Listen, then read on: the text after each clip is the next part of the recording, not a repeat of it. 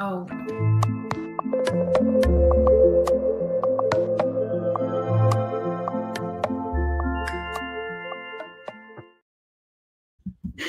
Hello there, Chick Chat. Hold on, pause. Did you need to finish something?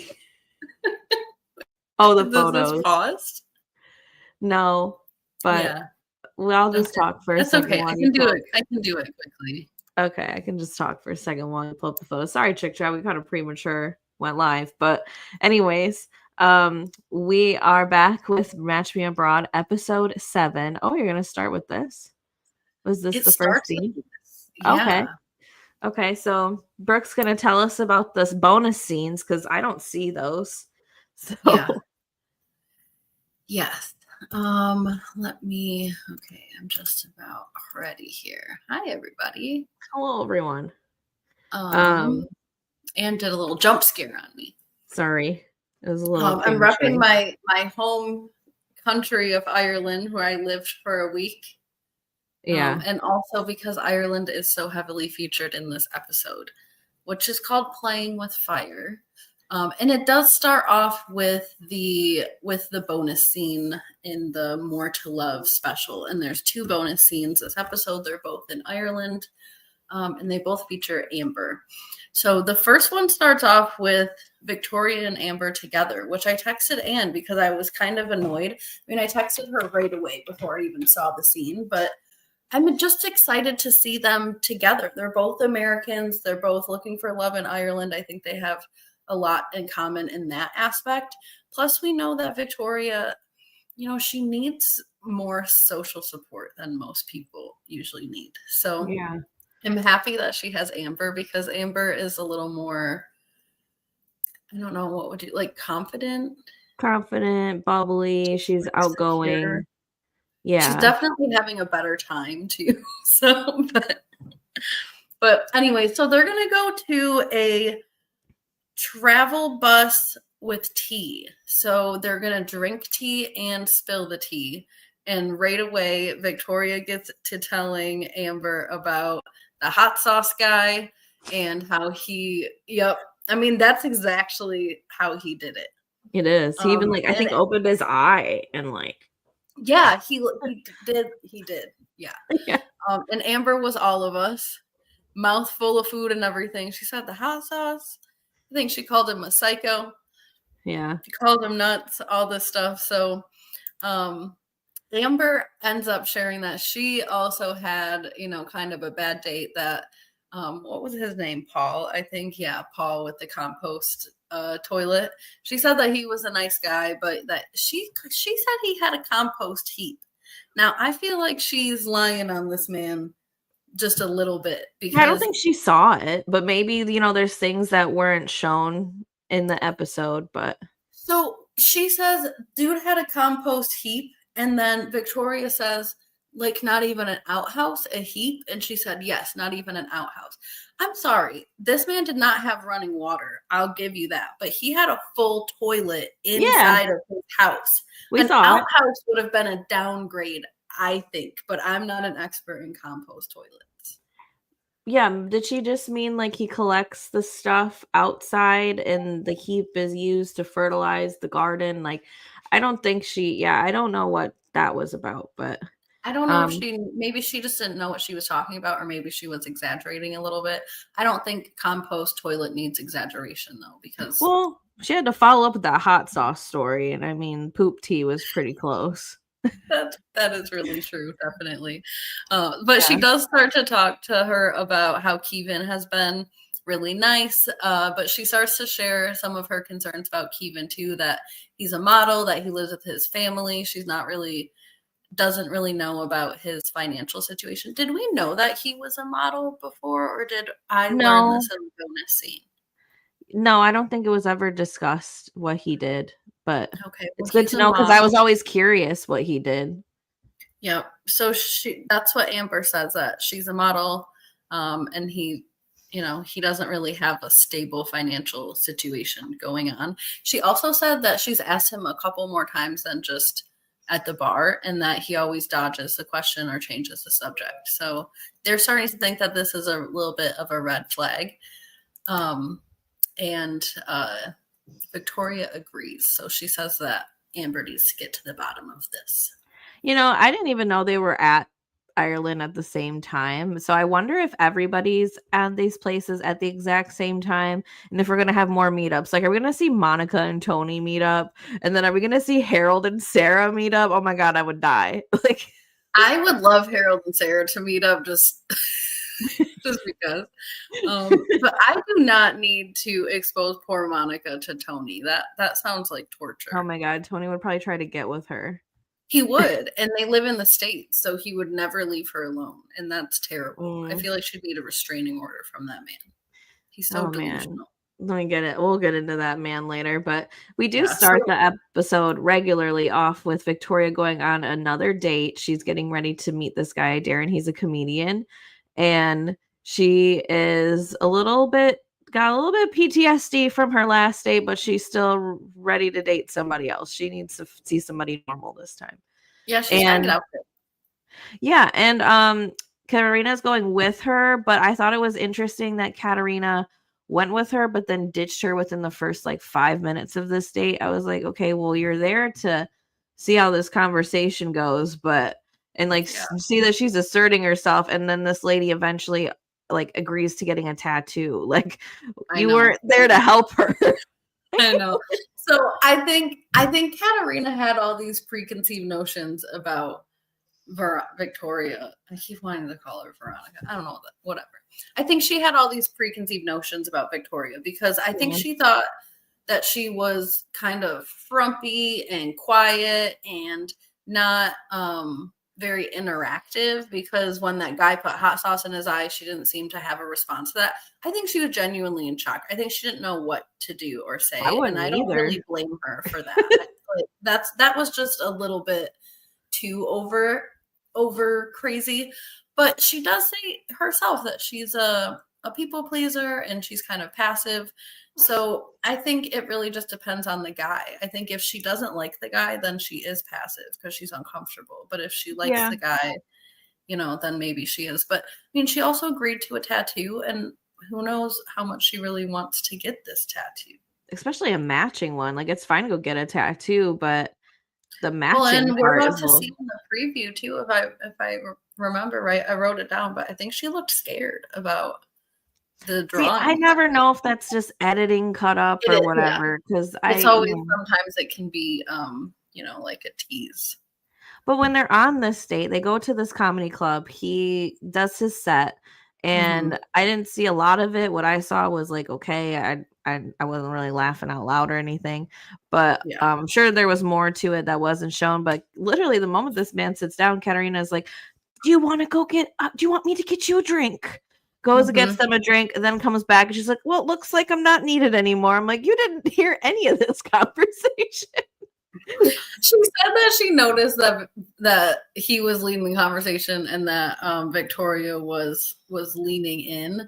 And I did see, Katarina got the conversation started right away. She talked about his tattoo. She gave him a compliment on his, comedy show. But I almost feel like she didn't give enough room for Victoria to even get the conversation started. She just grabbed his arm right away and was like, look at your arm, look at those tattoos. So, it got the conversation started, it worked, and that's where the conversation ended at the end of the night too, was on tattoos as well. But yeah, I think she probably realized quickly that she wasn't needed, and she probably thought she would have been more needed.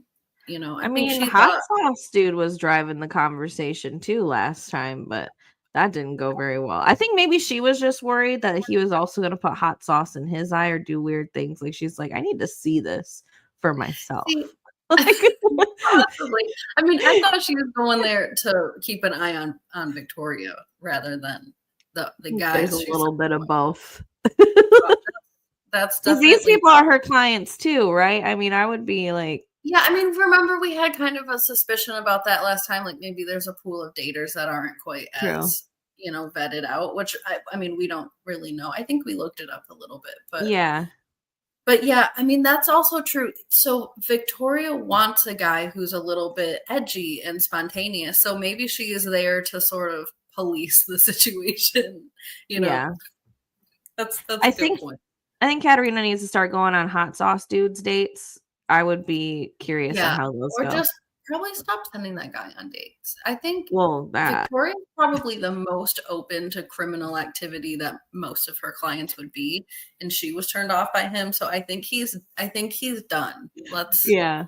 He's Yeah, and then okay, so their date is going really well. She does find out that he is 27 and that yeah, kind of freaks her out. So yeah, cuz she feels like too much of a cougar, there is a 12-year age difference. But Katarina does mention earlier that he doesn't want to have children and he does seem to mhm, have a lot of the qualities that she likes. So, I mean, and at 27, I mean, I kind of feel like that's young to make that decision for a guy. He might change his mind, kind of like Luisa saying with Bernardo. I feel like right. he could change his mind at any point too. But for now, he's a much better sorry, my dogs are excited because my husband just got home.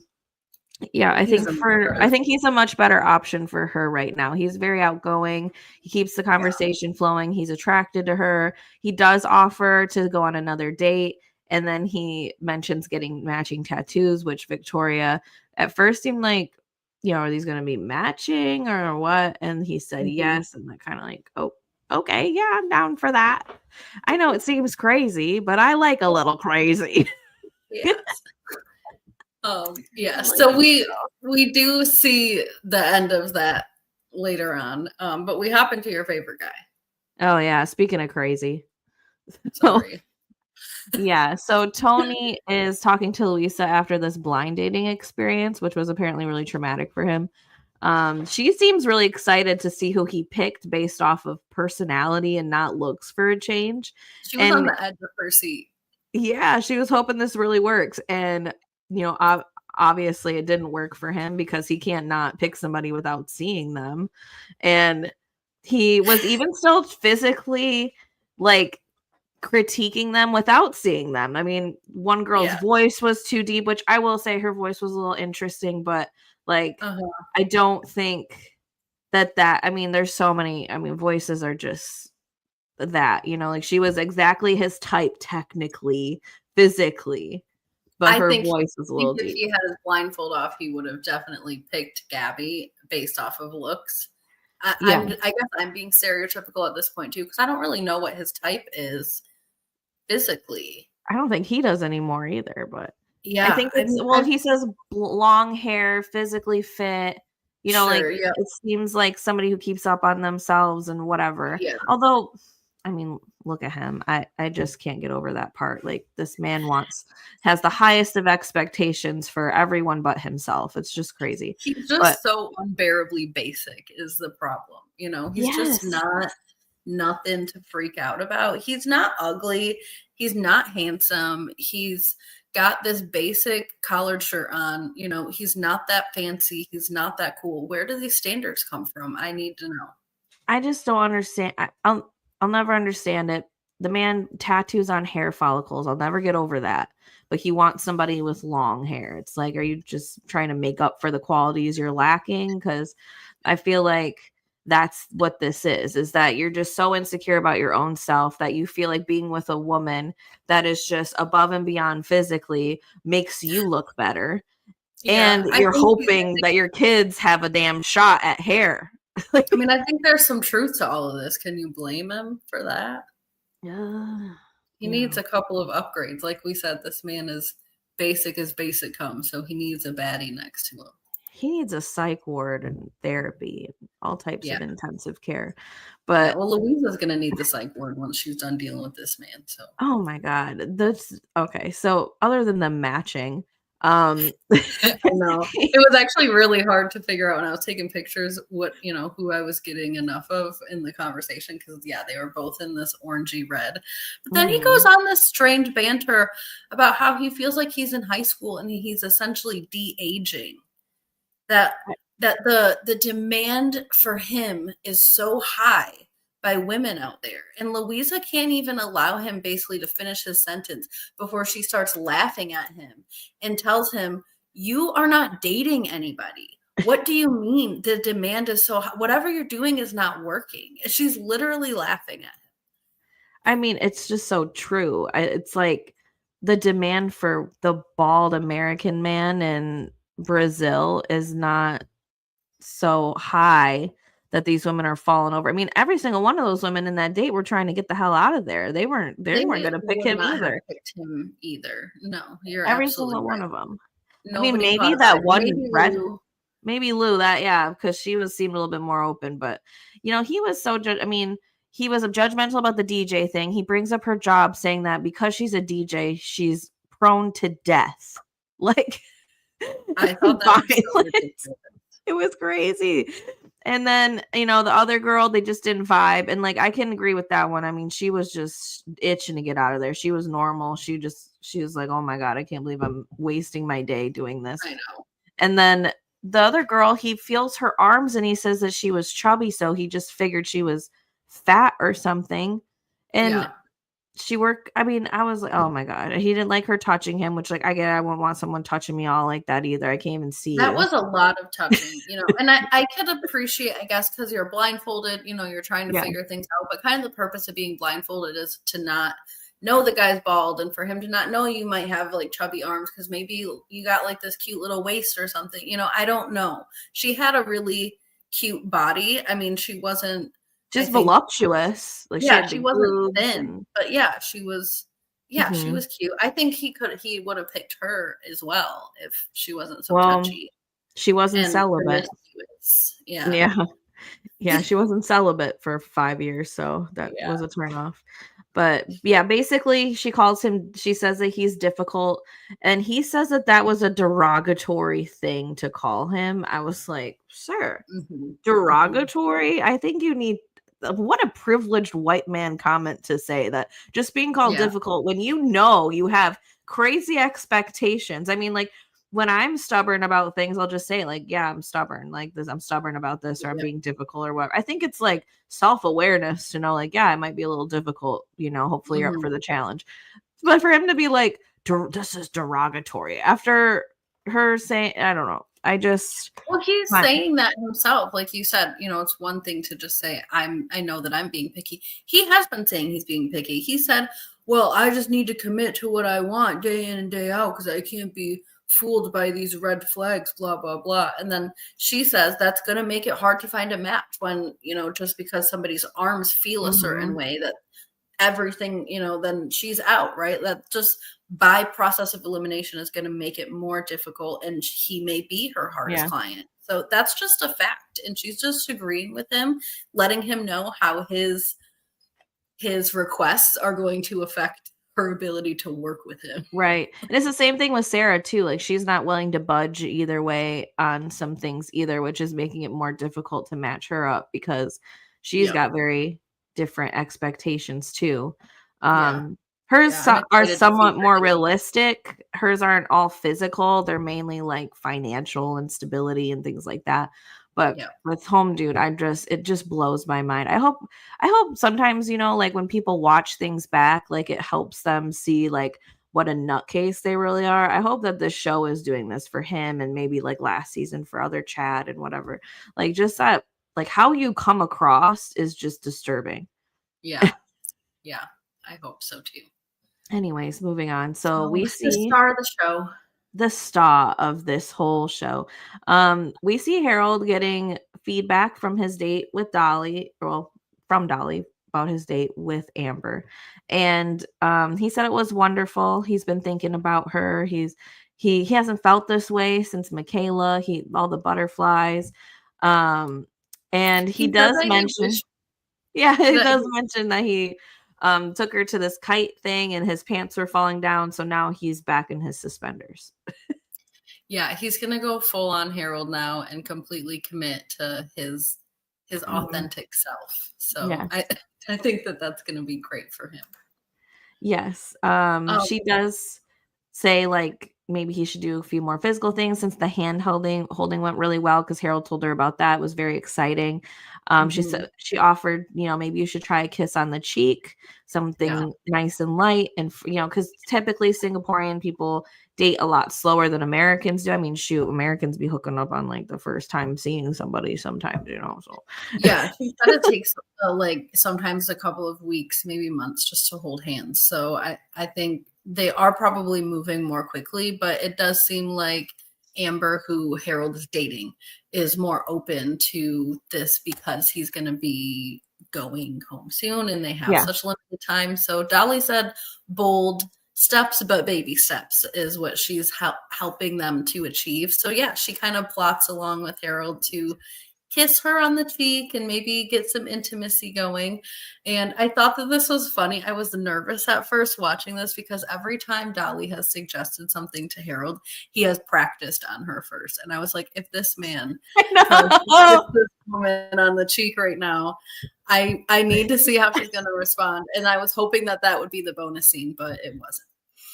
Yeah, I don't think he was that bold to do it, but he was like, "Oh, okay, wonderful. I'll do that."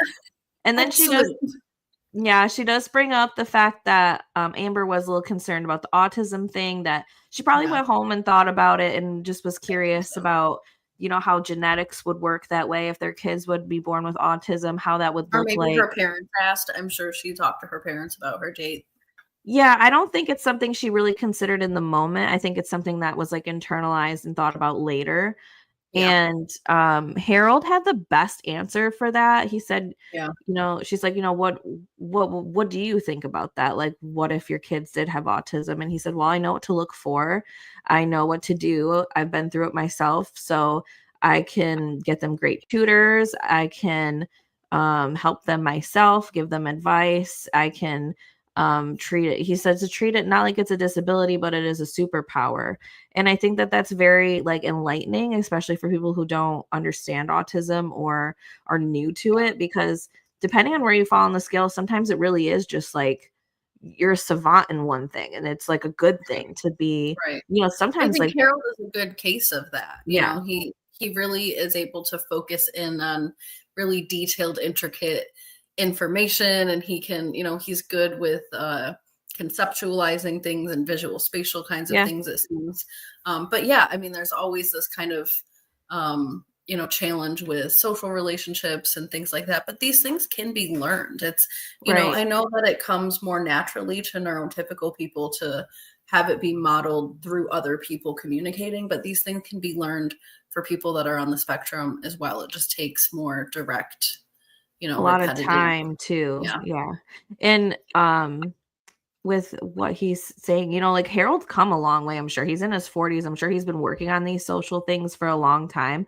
And like he said, he needs somebody patient with him because he doesn't always understand. I think that's something he'll always struggle with. But for being on the spectrum, he actually, I feel like, is very social. And like Amber said in the previous episode, if he wouldn't have told her, she wouldn't have known, because he was talkative. He's starting conversations. He's really internalizing the advice that he gets, and he really does even try. Right now, look how relaxed his body language is and his posture, because Dolly talked to him about having a more relaxed posture and not being so stiff all the time. He's you can tell he's purposefully leaning, but he looks more comfortable. Right. Yeah, and I think this is something Harold, I'm sure, has thought about his whole life, is like, what if I pass this down? I mean, once you have a familial connection to autism, whether it's you directly or a sibling or a parent or something like that, like, you do have a higher risk of passing that on, but it doesn't mean that that's going to happen. I mean, even with me right now, I'm pregnant, and one of the things that my doctor mentioned was the autism stuff. She wanted to know like my brother's history and everything, just because it is a possibility. It doesn't mean that it doesn't mean it's going to happen, but it's just it's a possibility. So even like with me, I don't have autism, but it's still something that I have to consider. What if one of my kids has autism? Because it's somewhere in the family line. I know like we don't know a ton about how we get these disorders. I mean, throughout the years, there's been everything, right? People have blamed vaccines, what people ate during pregnancy. Like there's been so many different things, but I do think there is some type of genetic component to something like autism. I know with like Down syndrome, there isn't. That is backed by real research, not fake research, that it is not hereditary, like you pass it on 100%, but that yes, it does run in families, it does run in genetic pools, regardless of where it came from or why it's there. Once it's in there, you do pass it on. Right. And I know, like, with Down syndrome, because I was looking this up, it's not so much, like, it could just happen randomly Yeah, because it's a chromosome thing. So, correct. so it's a little bit different that way. But now, we've had so much progression in research into autism where, like, kids now who Treatments have and it, interventions yeah, and all kids who kinds are of coming up with it programming. now just have so many better opportunities than Harold probably ever did, and so Yeah, many more options, probably get diagnosed correctly. Like, my brother got misdiagnosed many times, because it yeah. was the '80s, the '90s, like, it wasn't as like, it was known about, but it wasn't as known about or as Mhm. widely accepted. So, now you've got Yeah. shows like Love on the Spectrum and just people, Mhm. it's just more normalized these days because now we're seeing that, like, especially depending on where you fall on that scale, you're just another person. You have interests, and a lot of times your interests are interesting. Like, for me, I'm a Yep. normal person and I didn't know what I wanted to do. Still to this day, I don't know sometimes what I want to do with the rest of my life. But my brother Mhm. knew at the age of 3 that he wanted to work with animals for the rest of his life. So, like, there's pros Yeah. and cons to that kind of stuff. It's just the social thing is the biggest thing. But I Yeah. think with Harold having the history that he does, I think that he would be a great parent in that situation to another Mhm. kid, and because he'll know what to do, he'll know what he Yeah. went through, and Yeah. so I think his answer was just beautiful. I think Amber needs to hear that answer coming from him, though. Totally. I think they need to definitely have a conversation about it. I hope that they do because if Harold says what he just said there, I think that would give her a lot of reassurance.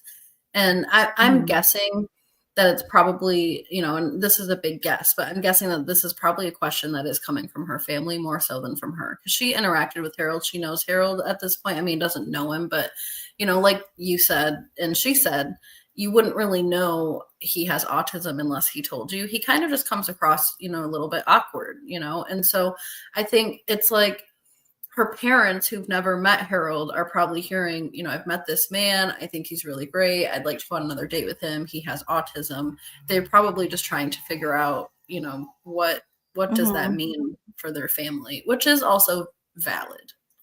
Yeah, I think hopefully, I mean, I don't know, if I was her, I probably wouldn't, um, tell them all of that at once, but I know, like, certain families, certain cultures are different, they're a lot more, transparent. I think I would let Yeah. them I meet mean, him she explained first to Harold before. that she has 3 rings of fire that he needs to get through Yeah, before they can. So I think she's got some pretty involved humans in her life. right.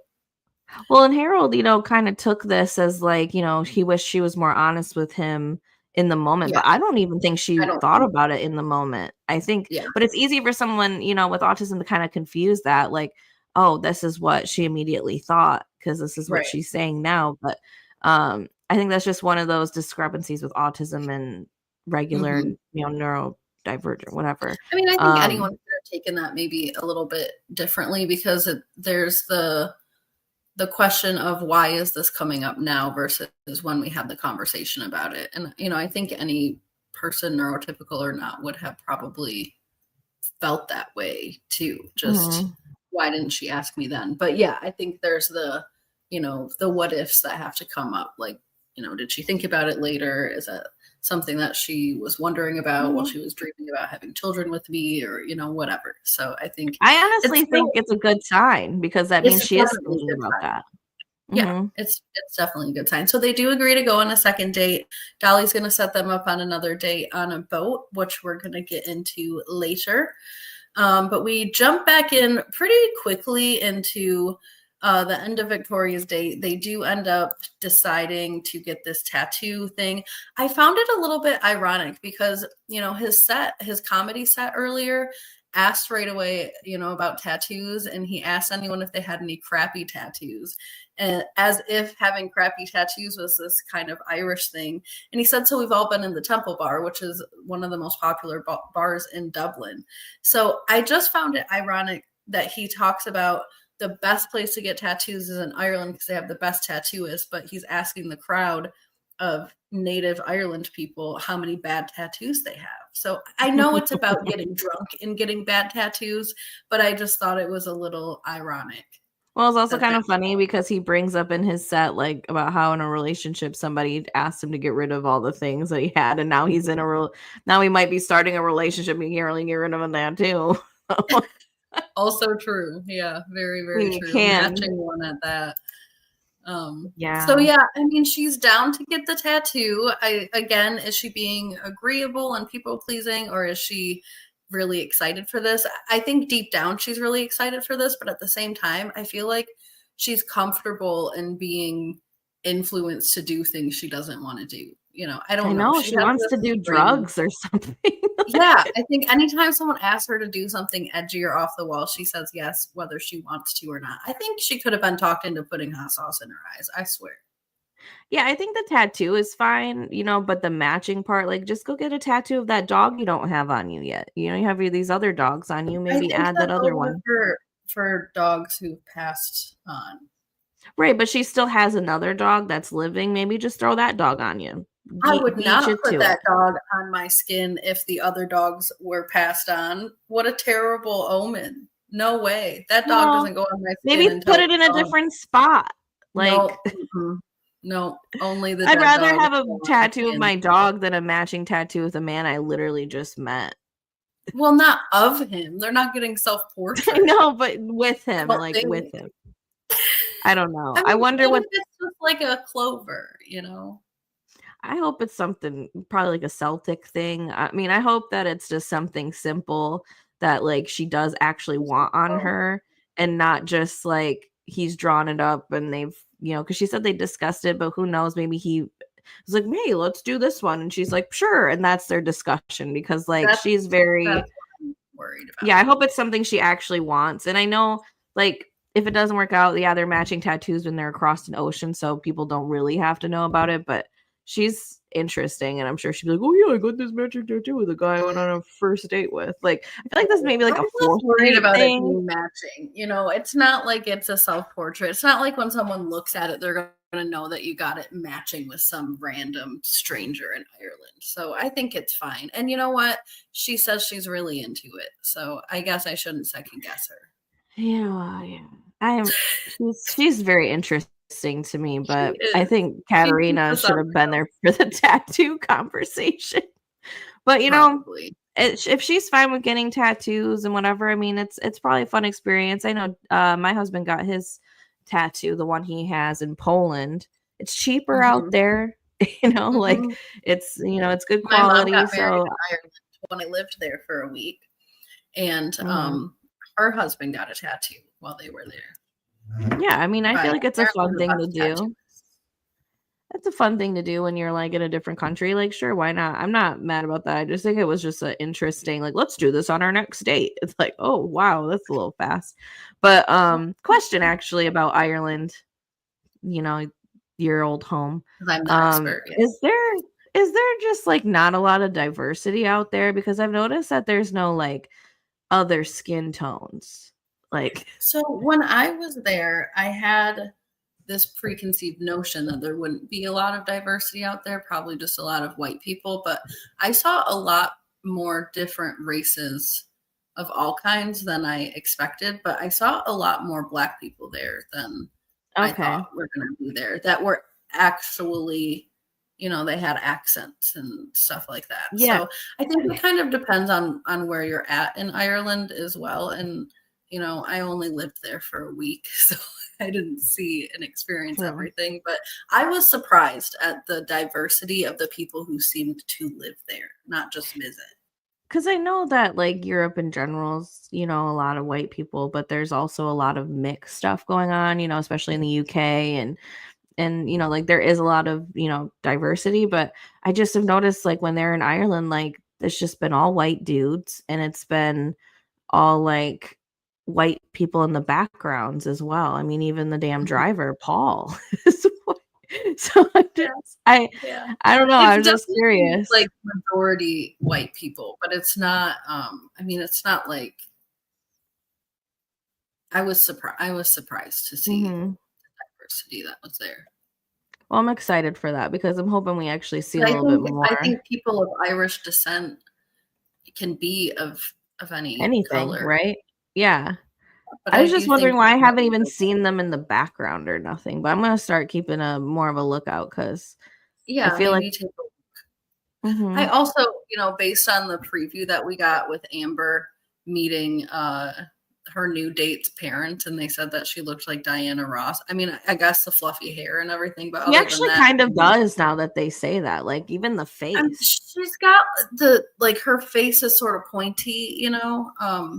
But I was like, just the hair. I feel like they were making some strange assumptions, but Yeah. Although I do kind of like once they said that, I was like, I could see it a little bit. Diana Ross is a beautiful she's woman. Like, gorgeous. Yes, and she has gorgeous hair, and I do get like she has this kind of small face, like compared mhm, to to her her big hair and her hair. presence, you know. Yeah. But And Amber yeah, I is could see some gorgeous. similarities. It's not like she said, that she looked like Beyonce or something. Yeah.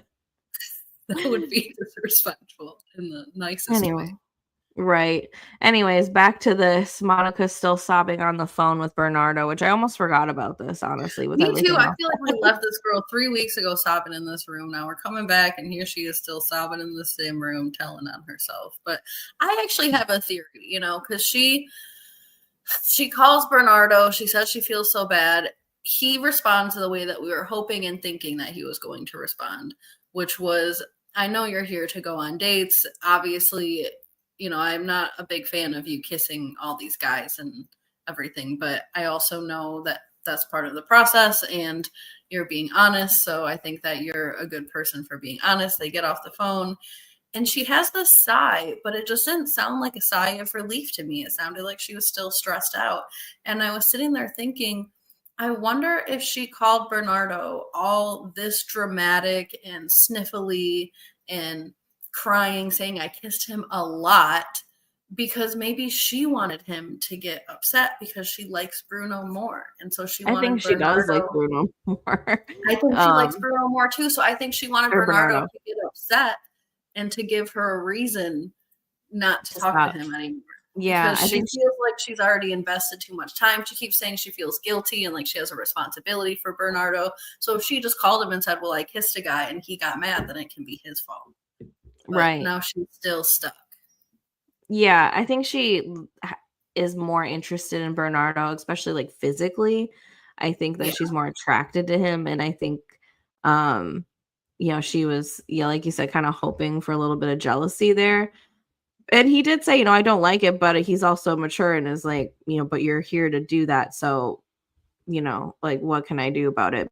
Maybe we can see each other this week if you want to see me again. And that's kind of like where he left it. And she's like, oh, yay. Like, I was like, girl, get a hold of yourself. You are a woman in your I know. 40s.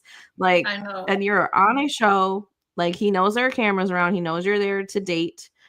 I don't understand. Well, I that's guess. why I have this suspicion that she thought maybe he would just freak out and then she wouldn't have to worry about him anymore. Because she's already invested too much time into him. And now I think she doesn't really want to continue. I think she would continue dating him if Bruno didn't exist. But I think she likes Bruno better.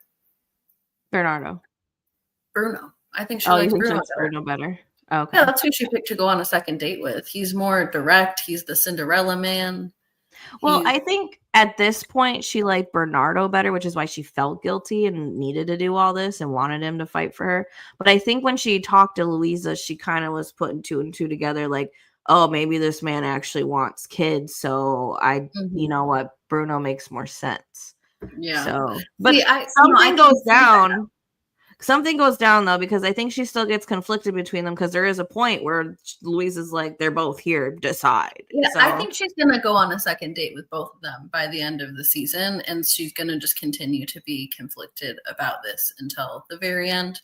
But yeah, I mean, it seems like we have different ideas about what her mindset was right here. But yeah, I mean, she ultimately does decide to see Bruno again for a second date, but I don't think she's done with Bernardo. I think she's going to keep talking to Bernardo on text message. I think she's probably going to see him at least one more time. right. Is her ear cut off or like what?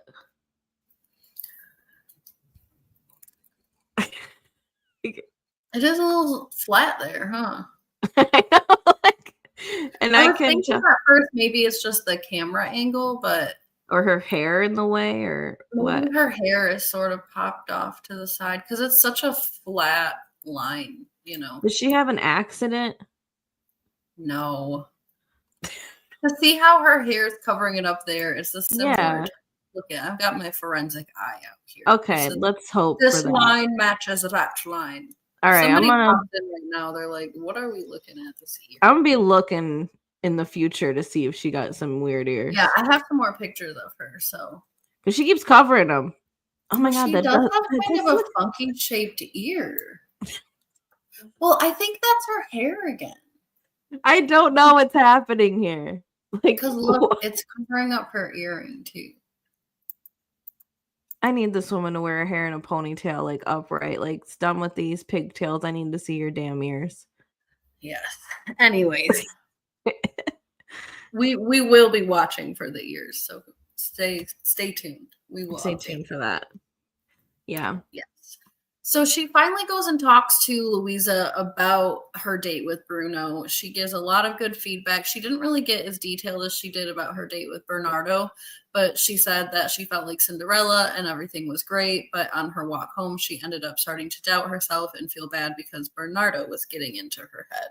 So she was hoping that Luisa would be able to point her in a direction, help her find some clarity, help her sort of establish exactly what she's looking for, because we end up seeing her disclose to her matchmaker, who literally told her not to kiss anybody, that not only did she kiss Bruno, but then she called Bernardo and told him all about it.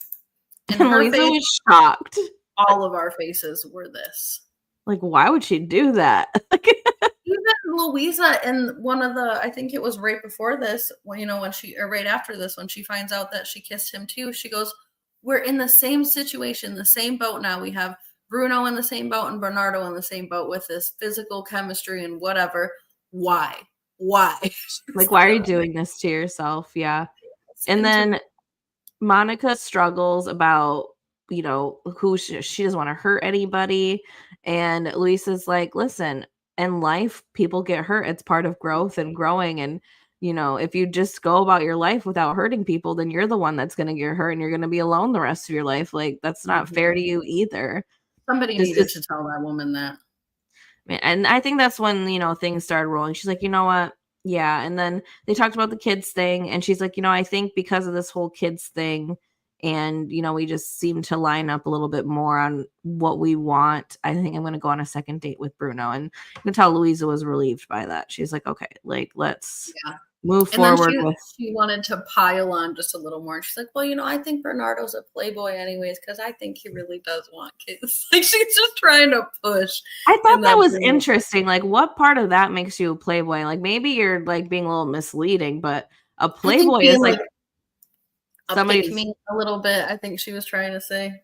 Yeah, I don't know. Maybe their vocabulary is a little different with that, because playboy to me is like he's dating multiple women or something. But kind of thirsty, like I'm here to be whatever you want me to be, so I can be around kind of guy. Yeah, like a version of a hobosexual or whatever. A little bit, yeah. Yeah, I'm willing to be whatever you need. I will be a hero. Yeah. I do think there's a not language barrier, but just a what words mean differential. I was expecting her to say, like, because he's been going on multiple dates or something like that, and then she's like, because he probably does want kids. I was like, oh, well, that took a turn. Yeah, I think it's more like a yes man, a pick me. Okay, that kind of. Yeah, add salt to that wound, Luisa. But, she really wants to make her point here. I think she regrets this date with Bernardo. She's like, I probably should have just put her on a weird date like everyone else is doing. Katerina put Poop Man out there and Hot Sauce I think Man. She thought that Bernardo was going to be more honest about his desires to have children. And so I think she's kind of kicking herself because Mr. Playboy over here will just say whatever to get back to Monica's room. Monica. And Monica's even saying her own name like that. I think that's so interesting. She's like, I know, that's why I've been calling her Monica, because she pronounces it Monica now. She's basically from Spain. She's living in Spain. Yeah, it's been interesting. So we go over to Amber, who is meeting up with a new date, but she does give us a little bit of background on Keavan. They didn't get freaky in the hotel, though. Like, I wonder how far they really did go. She said they did a lot of kissing, but there might have been a little bit of foreplay. I wouldn't Might be be. surprised the way things were getting heated up in there. But apparently Keevan's been kind of like giving her the cold shoulder ever since. And I'm curious about that, you know. Now it's starting to make me think, like, remember that last preview we saw where she got really, really mad? I'm like, well, maybe it is Yeah. Keavan. Maybe she's figuring out that he's dating around or whatever. I don't know. Yeah, I'm really curious to know what upsets her that much. Yeah, because she's doesn't look like it. I mean, it looks like it takes a lot to get her upset. She's very bubbly and Yeah, easy. she's so happy. She's real easygoing. So, Mhm. yeah, I mean, she said something about "don't lie on me." So, yeah, I still have yet to come up with a theory that seems reasonable so far, but we'll see.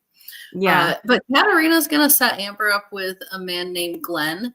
Apparently, he is this year's Mr. Ireland, and he is a life coach. So I feel like those are some pretty impressive credentials starting off. Mhm. Yeah. And you know, I before this though, they do show us a really dry text message thread between her and Keevan. I'm like, yeah, I would go on another date too, girl. Like, don't waste your She time said, with "I'm this. sitting around doing nothing." This man said, Yeah. Oh gosh. "Get yourself a cab and come bring your pillow lips over here." Yeah, I mean, she's getting the lookers. I mean, she got Keevan the model, and now she's got Mr. Ireland. So Katarina's really Mhm. pulling her out the stops She was even for this. attracted to Paul, the compost man. I mean, he's probably the least attractive out of all her options, but he wasn't, he could have been worse living out there off the She did land think it was interesting he wore a shirt that said Paul. and Crocs. Yeah, In she Crocs. had complaints, but she was attracted to him. But anyways, Yeah. this guy has much more of a dressed up way about him than Paul t-shirts and Crocs, and he shows up with flowers, a big old bouquet of flowers, which was really nice. And then they get to talking about their accents a little bit, but then they start talking about how she does makeup for physique competitions, and I guess he used to be in physique competitions. So they get this banter going almost right off the bat pretty quickly about things that they know and things that they have in common, and basically about his legs and his butt and all of it. Yeah. He definitely takes good care of himself. You know, he gets his eyebrows done. You know, I think he's what, like my ex was like a metrosexual. Yes, metrosexual.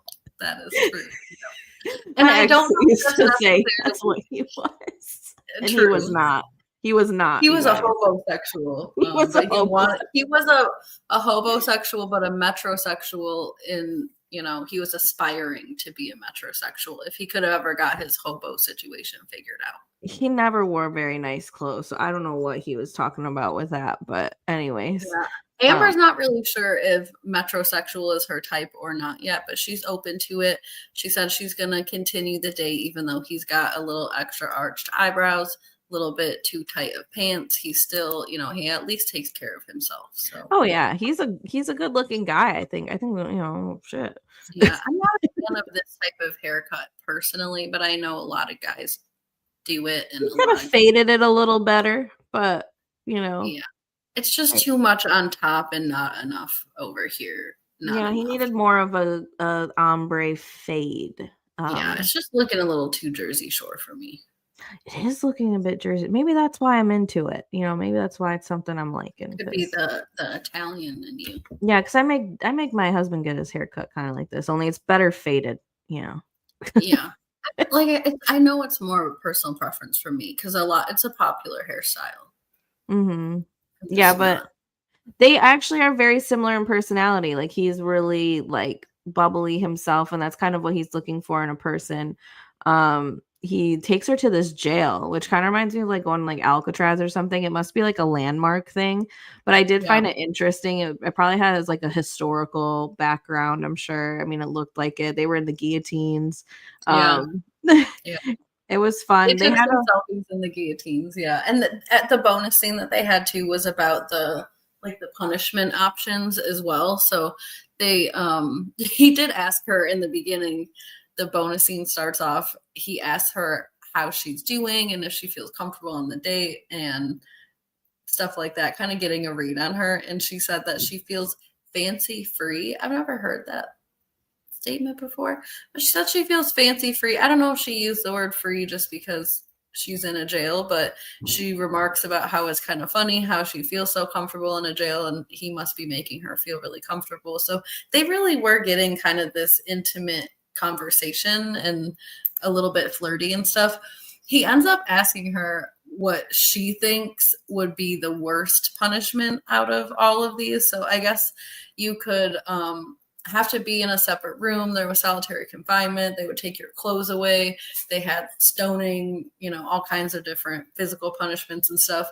And then before she even answers, he goes, wait, you don't even need to answer. I know solitary confinement because from what I know of you, you're just as much of an extrovert as me, and you could never deal with solitary confinement, which, I feel like he's getting a good read on her.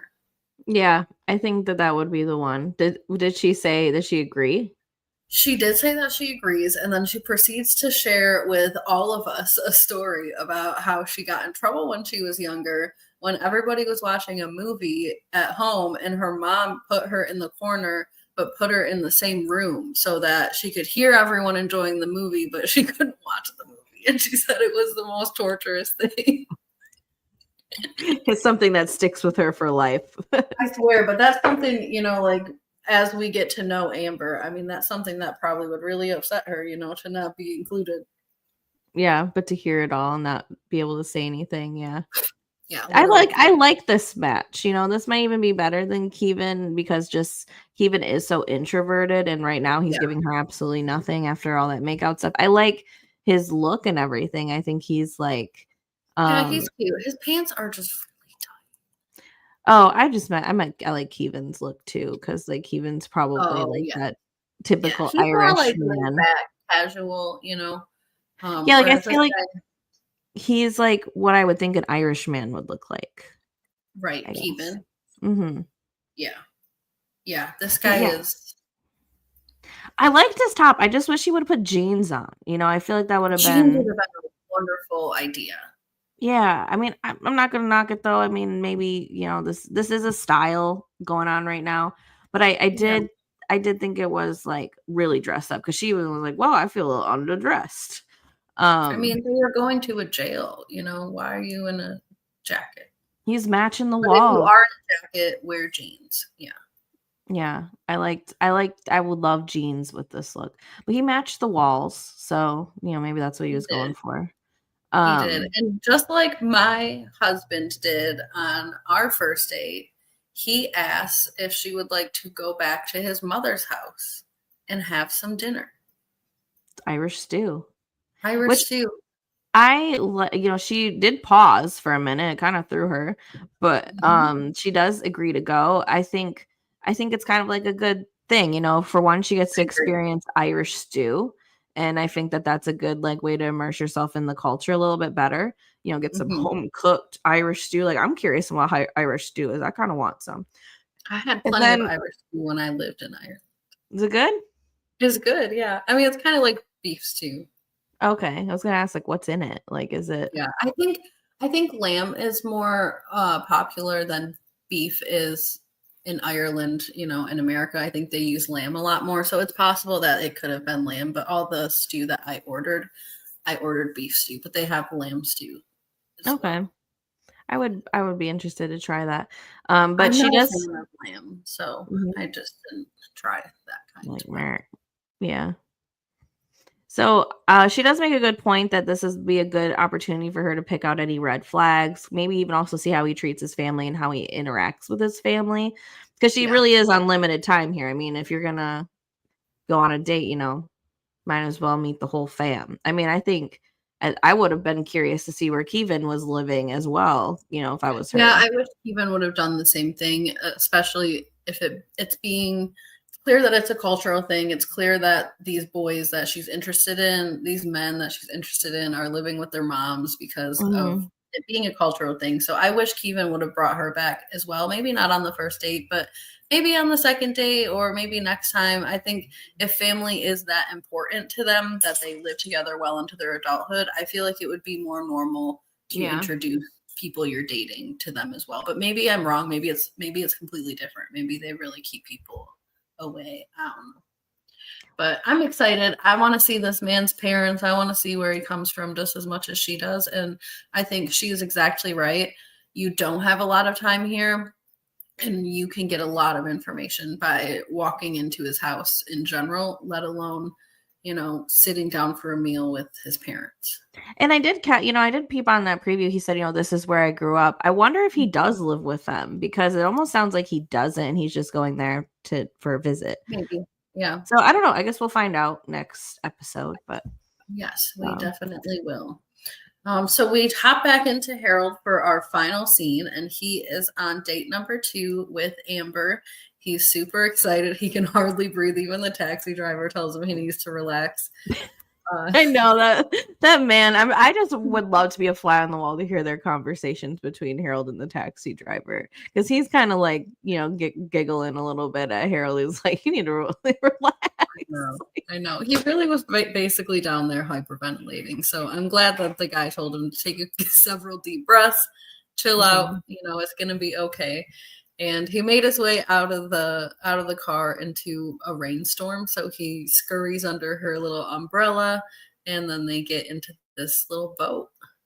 Yeah, I was shocked he wasn't wearing his suspenders. I really thought he was going to be wearing those, because he said, he's going to go full Harold.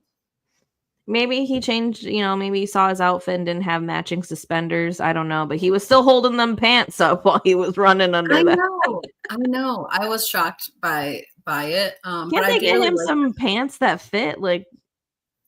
See, I think he skips on the belt because he usually wears suspenders. So I wonder maybe he didn't pack any belts, or I even wonder if he owns any belts because he's such a suspender man. Well, I mean, you can even just get pants that fit your waistline. I mean, it looks like he's wearing a size too big. Suspenders under your shirt, is that a thing, or do you think people would know? Maybe he is. Maybe this is. But he was holding his pants up. He was holding his pants up. Yeah, I don't think so, but I do like his outfit. I think he has a nice outfit. Yeah, I was pleasantly surprised. Me too. And Amber, I guess they've been texting, because he told her over text message that he really likes this bubble tea. And so she brought him a lychee bubble tea. And I thought that was so nice. That was really nice. And then he brought a snack for them to try for the first time. He did. And I thought that this was such a good way for him to show off his social skills. I mean, maybe not that everybody is paying attention in this way, but there was a lot of sarcasm going on in this part of the conversation of, don't you want to see what's in the bag? And she's like, no, I'm not interested in what's in the bag. And he totally picked up on it and responded amazingly. So I just thought he was great. Which sarcasm is really hard for autistic people. Yeah. And he participated in this cute sarcastic banter completely appropriately. My heart burst when I saw it. I thought it was awesome. And Amber is enjoying herself. She thinks that boat rides are inherently romantic, and so she's ready to have a little fancy romantic time with her new man. She was so excited to see him again. She talked about how wonderful the last date. Yeah, she was really happy. I think that, this just goes to show, sometimes even if you're not initially attracted to somebody, you can build that attraction just from conversations and just getting to know somebody. She even said today, she didn't say she thought he looked chubby. She said she thought he looked cute. Yeah, and I think that that's something that Cheesy didn't really give much of a chance, because she automatically was like, I'm not attracted, so I'm going to be weird. But I think Amber just let herself be open to that. Not saying that everybody, has to do that, but just I think the fact that she left herself open to seeing who Harold was as a person is what is going to play in their favor. So they do go out after the rain stops and they check out the views. And honestly, it was really a gorgeous boat ride. I was kind of sad at first that it was raining, but I'm glad that it cleared up.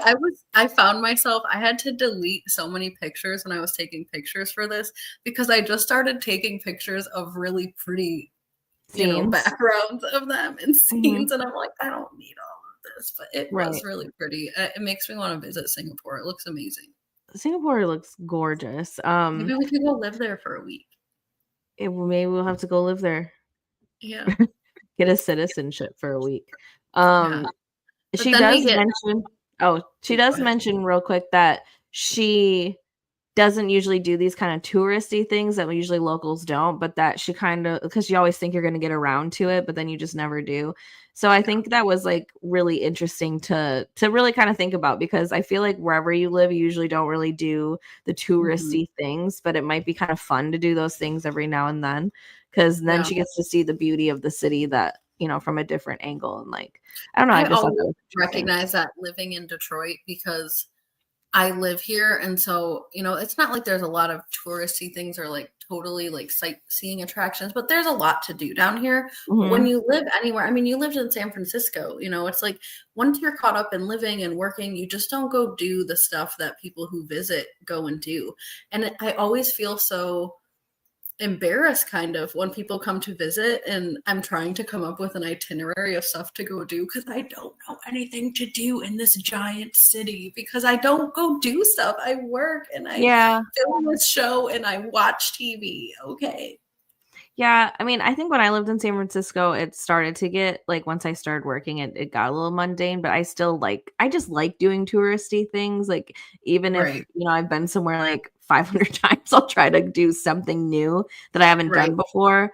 So yeah, I think, but it's harder, I think, in Detroit, just because really there's like a lot of different food, I think, but there's not like a ton, like every now and then you'll have like a good attraction. But like, I think it's more just like different foods, and especially once winter hits, it's like it's all downhill. It's all downhill. Like, you might get some good Christmas light things to look at, but it's not. There's a lot of like events that happen downtown that are annual, that are fun. Not necessarily fairs, but like festivals kinds of things that come around. And there's Belle Isle, which is like an island, and there's an aquarium and stuff down there, and there's definitely some attractions. But yeah, I think you're right. It's more so like an urban area, not necessarily like a tourist destination. Yeah, I like to kind of live like a tourist wherever I'm at, like other than here, because there really ain't nothing to tourists around here. But like, when I go to San Antonio, I like to like do something I haven't done before, like maybe either go to like a museum or something. And I don't live far from those places, so it's just. Do they have a museum on base, like of like Chilean history kind of? They have like a military. Which I did go to that.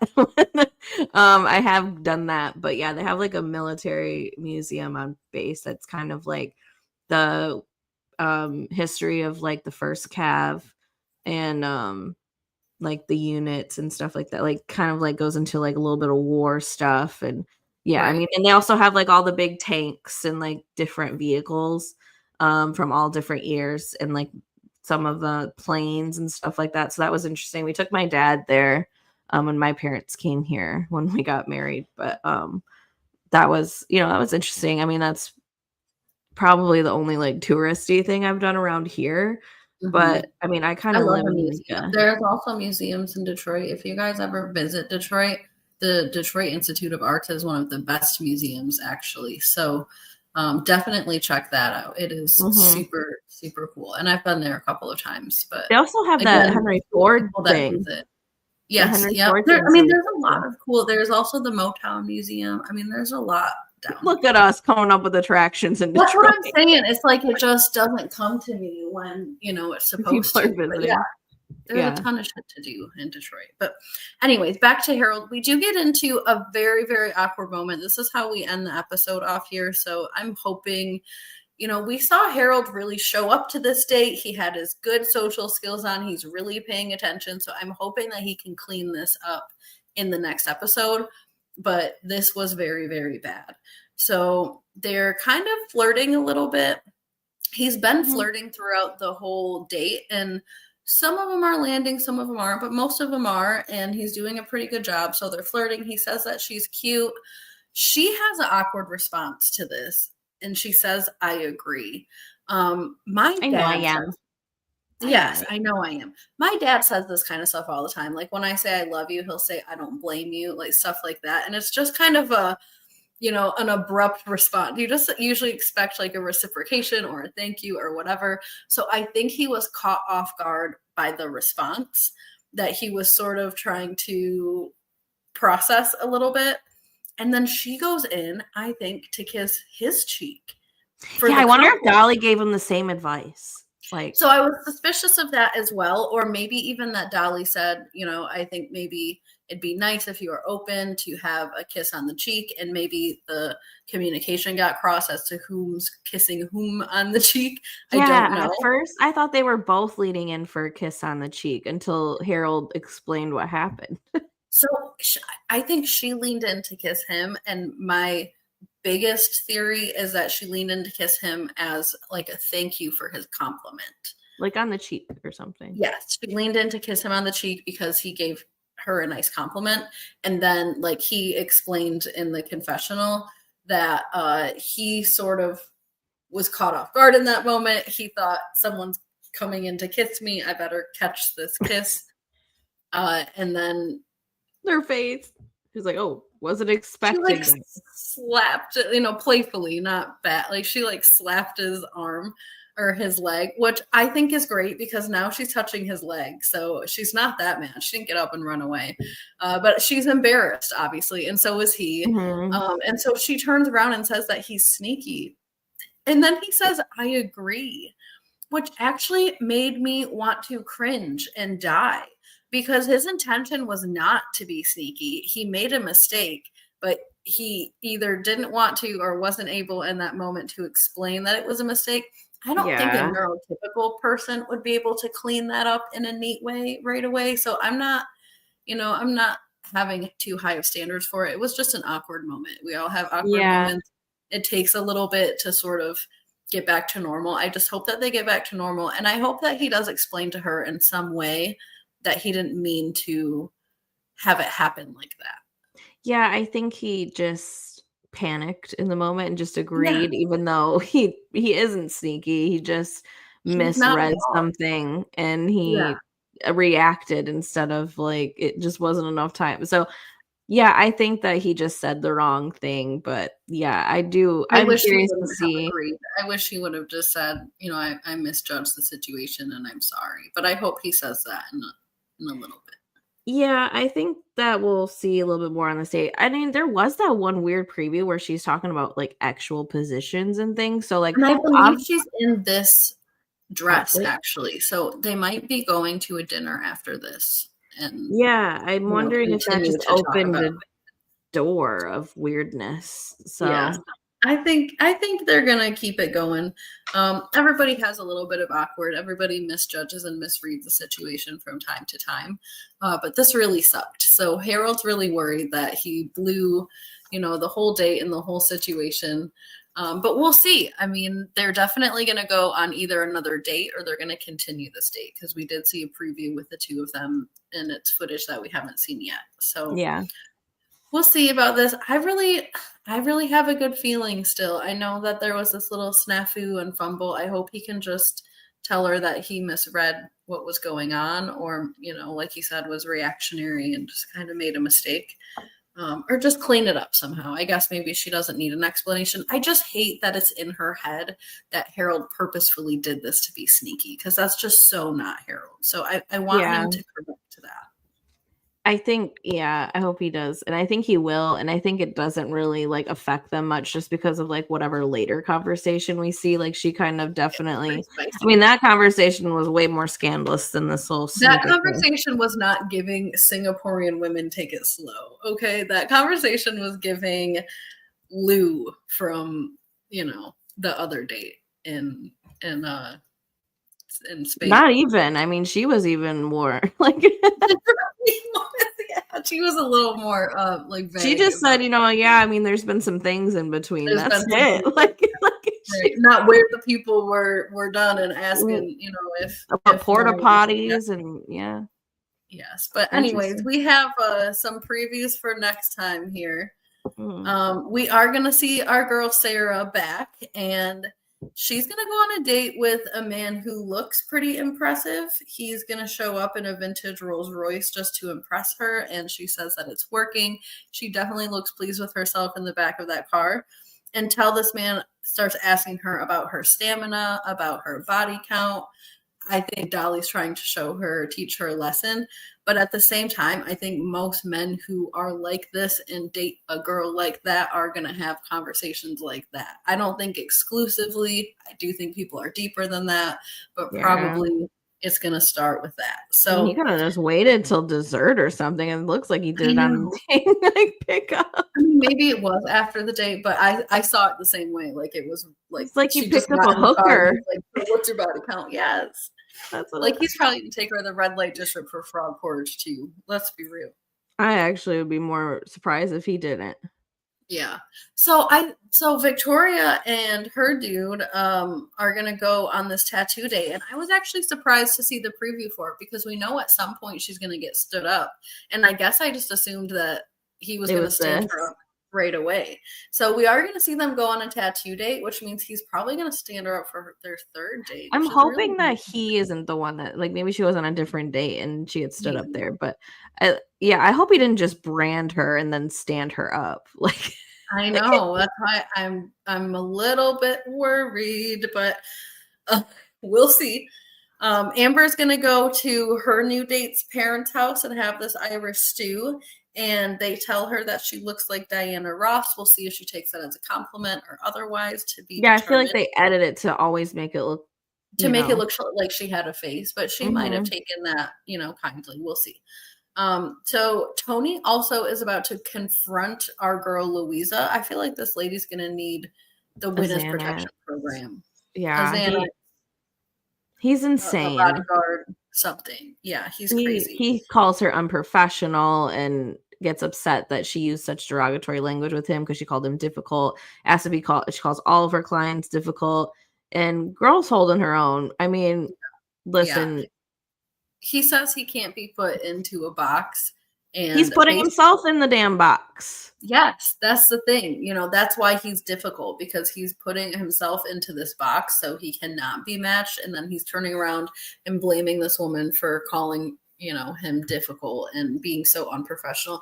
He's going to ask her for an apology. And I just want to know what she's going to say. I hope she turns around and says, thank you for your deposit, but our services are no longer valid. I'd Like be like, our I'm sorry, you're contract a nutcase. Like, yeah, you're just completely dumb. You can't help the unhelpable, and this man is completely unhelpable. he's like, no one puts a baby in a corner. It's like, He is a sir. big old baby. Oh my gosh. It's like, sir, how about you try this on your own then? Oh yeah, it's not been working. Maybe go back to your AI photos and your hair follicles. All Like, the demand that you have for what? because he went on a blind date and was called difficult because he has too big. Like, I just can't with this man. Oh my god, I could go on a rant about him all day. So I'm just gonna stop now. But We'll leave it there for you guys. he's almost worse. I mean, he is worse to me than Lawnmower Chad. At least Lawnmower, I mean, he was creepy as hell, but at least he wasn't this difficult. He wasn't like derogatory, this guy is just he kind of acts like women are just there to be looked at and to serve him, but yet they also need to have this really high list of standards to meet because they're so important. It's like he dehumanizes women while overemphasizing how important all these things are about. It's just weird. The dude is weird. Well, and he could get with this, like let's say he finds his perfect type and his perfect woman, whatever. Like, and you get with somebody, they have kids or whatever the case is. Our bodies like come and go. Like sometimes, you go Yeah, through a period where that's you're what more we were overweight. doing. Yeah, sometimes you go through hard periods, and I feel like he would just be such a POS during those hard periods. Like, let's say after the baby, she don't snap right back, and it takes a Right. year, or maybe she Or never got never. like, Yeah. yeah, or maybe she just, like her body changes or whatever. Like, I just Yeah. don't see And this I could guy. see this man telling his 7-year-old son, "Yeah, well, I divorced your mom just because she couldn't lose the weight after she had you." Like I could just see him being that As blunt about it. as he has his own little pot belly. Like, Yeah, he does. he's not physically fit either. Like, yo, I do jujitsu. Like, okay. I can't with him. I'm sorry. I'm done. I'm done Yeah. with it. All right.